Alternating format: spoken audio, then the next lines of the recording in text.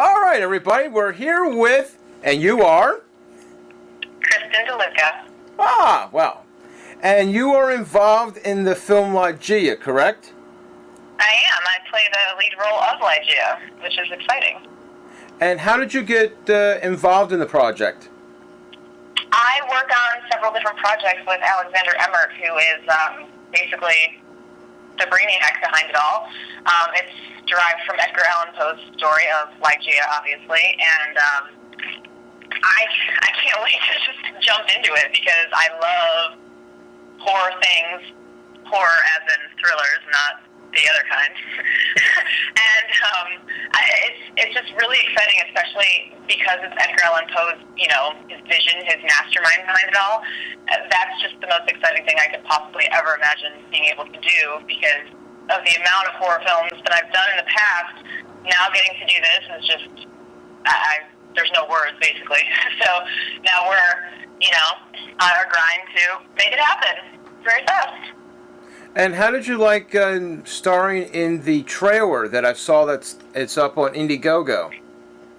Oh, it's our promotion video for Indiegogo, yes. It was so much fun because each of us, we're all in different areas of the country, basically. I'm in Los Angeles, they're over on the East Coast. So we got to go to, whatever cemetery we wanted and basically film talking about our movie and, for Indiegogo to raise our money for it. And I tell you the truth, it was the coolest thing ever.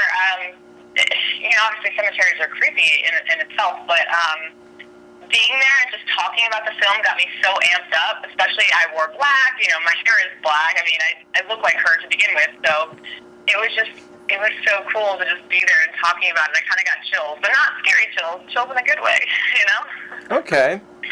Now, have you read the story Ligeia, or are you going to reread it again? Oh, I'm going to reread it several times. I know the basis of it, but when you're dealing with something like that, especially for a movie, for me, the way I have to get into character, I go over and over and over again because, there's little things you might miss or there's stuff that you want to pick up on more. Same thing when you watch a movie or when you read a book. You're going to miss things. You're going to see something, oh my God, I never knew that. I didn't see that there in the corner. There's a glass laying there on the table, stupid stuff like that. But for me, to go over and over things gets me more, feeling more confident about it all. And, again, to get more excited about it. Okay. Now, on a technical note, this is, I guess maybe you consider this your second Poe film? Ah, yes, you did your research. Yes, I did. Yes, it would be then, yes, correct.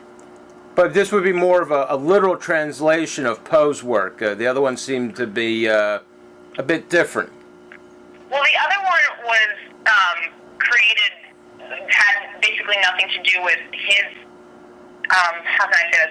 It had nothing to do with Edgar Allan Poe's stories whatsoever. It was kind of like a spin-off of his nephew, son, something like that, who was also a writer who kidnapped women and butchered them and ate them, kind of like a Hannibal Lecter type thing.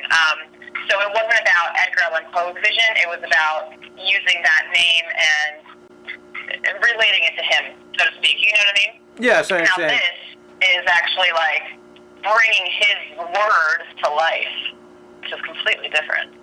Well, yes. I mean, the Poe story that we're speaking of to the listeners out there is from, the movie was from 2012, and was just a man who had a different way of treating women. Yeah, hopefully no women out there run across men like that. If they do, they should just run away. Yeah, and make sure you're not wearing any high heels. That's true. In horror movies, that always seems to happen, though. And don't run up the stairs. Yes, just run out the front door. Right. Yep. Now, how did the audition take place for Ligeia? Was there quite a few actresses, or just was who you knew? I didn't audition for it. Okay. Which is pretty exciting. It was basically an offer. Okay. From past work. So, yeah, it's kind of awesome. Okay, so you stated that you do like the horror genre. Could you... Yeah, that's my favorite. What do you like about him?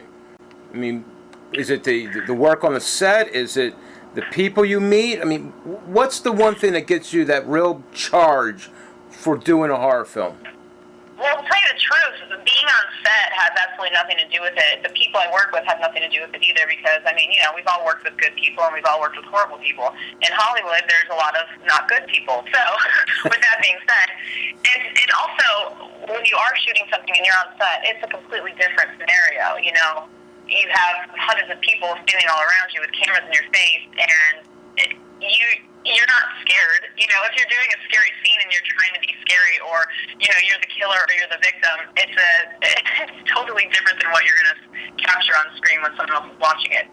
So for me, I prefer to watch them. I see, you know, all the scary movies that come out, but it is funny that you mentioned that because, like I said, it's a totally different scenario on set. It's not what I like to watch, you know, on screen, but knowing that I'm making that and I get to scare people or I get to show that oh my God, I'm being murdered, I'm in the shower getting stabbed to death, that kind of stuff, that's exciting for me. So it makes me pour on the energy more because I'm looking at it from, you know, the long run of, ooh, I'm excited to watch myself. A lot of actors don't like to watch themselves. I love watching myself because I can actually critique myself, and I'm like, okay, I'm going to do this next time, I'm going to change this, you know, that kind of stuff. But for some reason, horror films to me, they're never really scary. Sometimes I laugh at them, like in the theater, which is kind of weird. It makes me sound like a psychopath in a way. But no, it is. It's quite all right. You know, Halloween's always been my favorite holiday ever since growing up. I always, you know, go to haunted houses. Even haunted houses, they don't scare me. I think they're funny. It's like, oh, I see you standing behind that, you know, like shadow over there. You're going to try to scare me. And it's like, I kind of scare them. But I think it's just growing up with my family. Like, we were all into, you know, Halloween stuff. I've actually seen ghosts all my life, which a lot of people haven't. So I feel like I have a connection to that. And when I see psychological ghost movies and stories like that, I tap into it more because I know it's real, because I've experienced many things about that, which is very strange to most people. They probably don't believe me, but when I meet people who have experienced the same things, it's, you know, kind of exciting to share our experiences. But I just went off on a tangent there. I apologize. That's quite all right. I think my audience is going to like that. Thank you. So I guess with your connection to the paranormal, if you would, when you went into that cemetery to film that trailer, did you get a sense of anything? Well, to tell you the truth, I was very intuitive too, and stuff like that is kind of drawn to me, which usually it's not scary or anything like that. Only one time in my life have I ever experienced something evil, so to speak. But for me, it's more of kind of like an annoyance, because it's like you feel it, you know they're like around you, and they're trying to, I guess, reach out because they know that I can feel them or see them, so to speak. So it's kind of like an overwhelming feeling of, okay, let's get out of here because I don't want to be bothered all day. You know, when you're at a party and like all these people are coming up to you, hey, it's like, come on, just leave me alone. I'm just trying to have a drink and talk to my friends. That kind of thing, which is weird. Thank God I don't have the powers like that show Medium or, you know, Ghost Whisperer. Thank God it's not to that extent. I mean, who knows? It probably could be if I tapped into it, but it's I don't know. It's just I didn't see anything when I was there doing it, but of course I could feel stuff. And I get drawn to certain graves too. I just start walking around, and you know, I get kind of pulled into looking at things. But aside from that, my mother passed away in 2008, and I couldn't go to cemeteries for a long time after that happened, and same thing with hospitals. But now I know that she's always around me, and she's always my good angel around. So going there, I'm not scared anymore, and that's actually puts me at ease, I guess you could say, you know. So it's a good feeling. Okay. As we're about to wrap up this interview, since we only have 15 minutes for guests on the show, unfortunately, you did mention that your mother passed away, and I extend my sorrow for that. Thank you. You started an organization, is that correct? I'm in the process of starting it, yes. She passed away from brain cancer. She has 3 separate brain tumors, and she was only 45 when she passed away. She was 19 years older than me. We were very close. She was my best friend. And I'm looking to start something very big, kind of like the Susan G. Komen Breast Cancer Foundation. So until I, have my stardom and my money to actually make that, I don't want to jump into it too soon and make it too small. I want to go big. It's like, go hard or go home. So it's going to be in her name, Sherry DeLuca. It's going to be for brain cancer and everything involved in the brain and the head of all those cancers. And I'm really excited about it because it's one of the worst that you can go through, and we need to get the word out there, and I would love to be able to raise as much money as I can because we all know what hospital bills cost. So yes, we do. Myself, I'm a fundraiser, if you would, for MS, so I too understand what it means to raise funds. Yeah, exactly.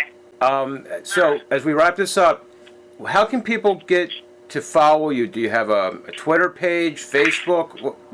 How do people get the social media to you? I have it all.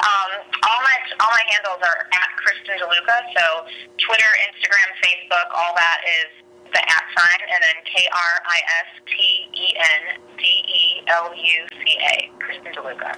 I also have a second Facebook page, actress Kristen DeLuca. I'm on all the fun social media and my website, thekristendeluca.com. Okay.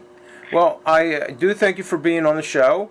I know my guests will be happy to hear this also, and they'll probably, of course, during my shows, they usually direct message me to ask another 10 questions, and I always have to tell them, it's very hard to do that. They're not on the air with me. That's true. They're not here, although maybe you should give me a spiritual connection. I don't know. There you go. Okay, so I do thank you for your time and for being on the Baron's Crypt. Thank you so much. Okay.